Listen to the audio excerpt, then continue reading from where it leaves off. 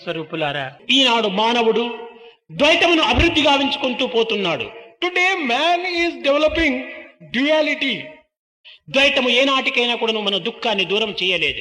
Duality can never free you from sorrow and misery. దుఃఖమును మరింత అభివృద్ధి గావించుతుంది. It can only develop sorrows and misery. ఆనందమునకు అత్యంత దూరము చేస్తుంది. It make you far distant from bliss and joy. కనుక ఈనాడు అద్వైతము అనేటువంటి యొక్క ఏకత్వాన్ని మనం వహించడానికి తగిన కృషి చేయాలి. Therefore, we should make efforts in order to reach that state of Advaita. ఆ ఏకత్వం ఒక్కటే, అది ఏ ప్రేమ. That unity, unifying factor ఈ is only ప్రేమకు love. ఫలితము కానీ, ఈ ప్రేమకు మార్గము కానీ, ఈ యొక్క ప్రేమకు సాధన కానీ ప్రేమనే. The path, the means, the instrument to reach this love is love alone.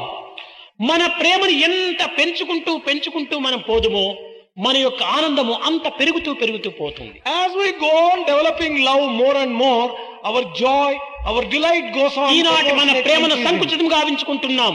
Today we are converting our love into నేను a narrow. నావారు అనేటువంటి దానిపైనే దీనిని హద్దుగా ఏర్పరచుకుంటున్నాము. We are setting limits to our love only to myself and to ఈ my people. పరిమితిని దాటి అనేకత్వమైనటువంటి యొక్క మానవత్వంలో ఉండినటువంటి దివ్యత్వం ఒక్కటే అనే సత్యాన్ని గుర్తించి అందరినీ ప్రేమించాలి. You go beyond yourself and your family and go right up to the end of humanity.